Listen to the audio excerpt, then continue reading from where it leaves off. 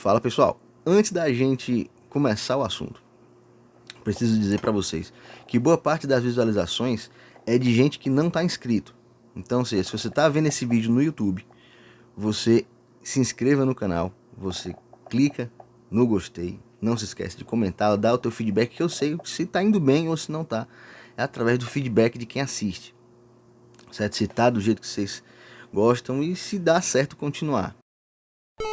Se você está vendo no Instagram e não for meu seguidor, está vendo isso aqui, me siga. É também muito importante para que o meu conteúdo chegue a mais pessoas.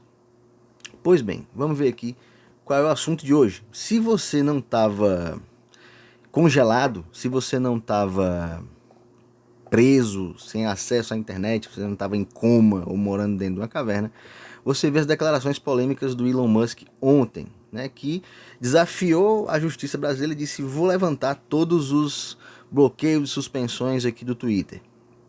Isso gerou uma reação por parte do Alexandre de Moraes, que está presidindo um inquérito das fake news que está rolando aí há 3 anos para verificar potenciais crimes cometidos por milícias digitais. Ele incluiu o Elon Musk no inquérito.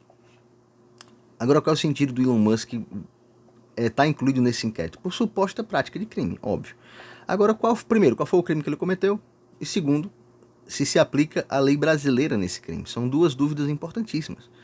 Olha só, o crime que em tese ele cometeu foi o crime de apologia ao crime. Está lá no artigo 287 do Código Penal, que é você fazer apologia, incitar, né, fazer aí algum tipo de menção, enaltecendo um crime ou um criminoso. Agora, qual foi o crime que ele incitou as pessoas a cometerem? Desobediência. Até porque depois ele disse que se o Twitter for bloqueado, você usa uma VPN e tal. Ou seja, isso tem se entendido, e o Alexandre de Moraes entendeu isso, que talvez seja o crime de desobediência que está sendo incitado por ele. Então, o crime de desobediência está lá no artigo 330 do Código Penal, que é justamente desobedecer a ordem legal de servidor público. Simplesmente. A pena é pouquinho, mas é um crime. Então, onde é que entra a lei brasileira nisso? O Elon Musk está no estrangeiro. Ele é um bilionário que daqui a pouco está morando em Marte, porque está construindo foguete para ir para lá. Então, onde é que entra a lei brasileira nisso? Tem que se verificar se isso é uma das hipóteses do artigo 7º do Código Penal. O artigo 7º do Código Penal fala das hipóteses de extraterritorialidade. O que é isso? É quando a lei brasileira ela é aplicada fora do Brasil. Por isso, extraterritorialidade, né? Ou seja, extraterritório.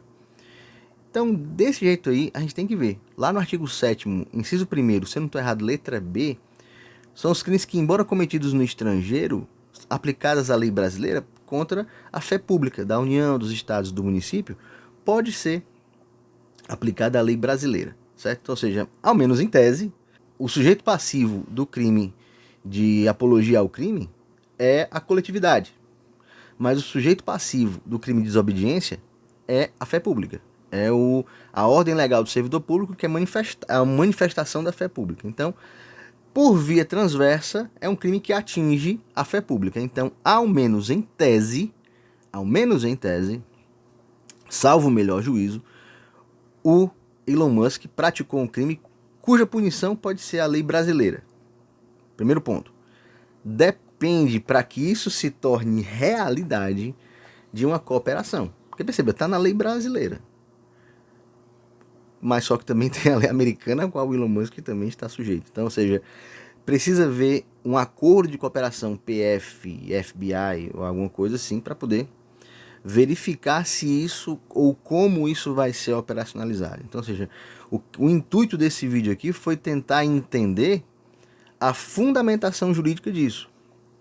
Se ele pode ser investigado e se ele for investigado, cometer um crime na lei brasileira e se esse crime na lei brasileira pode ter aplicação da lei brasileira.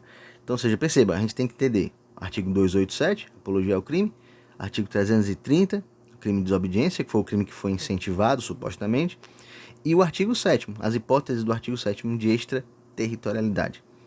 Ao menos em tese, está dentro da normalidade. A gente tem que só ver os desdobramentos e os próximos capítulos, os próximos passos que serão tomados pelos dois lados, porque isso me parece um grande jogo de xadrez também.